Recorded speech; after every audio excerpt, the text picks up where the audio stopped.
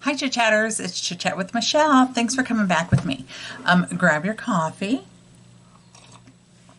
Today we're going to talk about parent sayings. And what I mean by this is when I was a kid, my mom and dad, of course, would say stuff to me. And I'm like, what does that mean?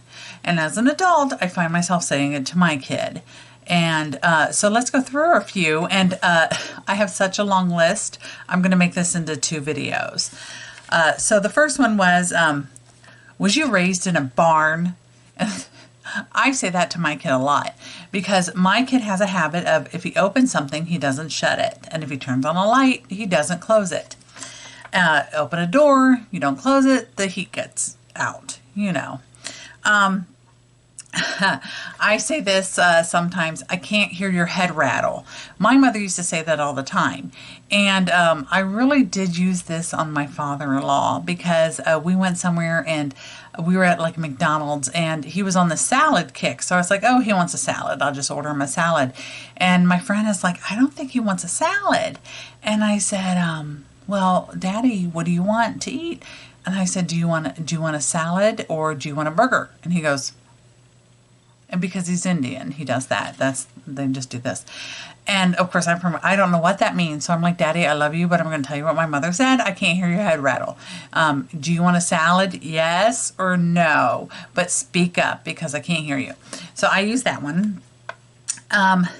Don't count your chickens before they're hatched. Of course, a lot of people know what this means. You know, you think something's going to come, but nothing in life is guaranteed. So don't count your chickens before they're hatched. Save for a rainy day. Now, this is very important because, you know, when it rains, it pours, it seems like. And sometimes you don't understand that until you're an adult. So, you know, your car, all of a sudden something happens to your car or your furnace or something, and you haven't saved for your rainy day. So that's not good. And then, oh yeah, this too shall pass.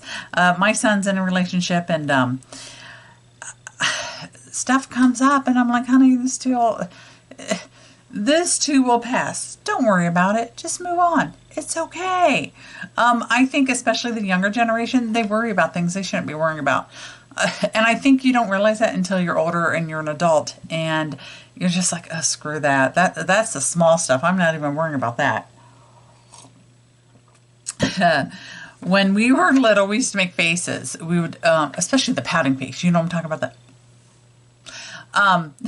And I remember Mom and Grandma especially be like, your face is going to freeze like that. So, yeah, it has never froze like that, just FYI. But they would say that all the time to me. I say this to my child all the time. I hope someday you have a child and your child acts just like you. And I say that because some days, you know, it's irritating what your kids say or do. And you're like, yeah, you're going to have one just like you. And, oh, I hated this. Oh my gosh, I hated this so much. Do as I say, not as I do. Parents would always say that. Like my mother was a smoker. She'd like, do as I say, not as I do, don't smoke. And the reason why parents say this, and I hope the younger generation's looking at this, the reason parents say this is because they've lived through it. And there's some habits that you cannot cut out, or they're very hard to cut out. And so don't get started in the first place. So do as I say, not as I do. It's kind of an oxymoron, but it's something like that. So, okay, Chit Chatters, I'm going to stop here, and then we're going to continue with this because I have another list to go through. All right. Love you. Stay tuned. Bye.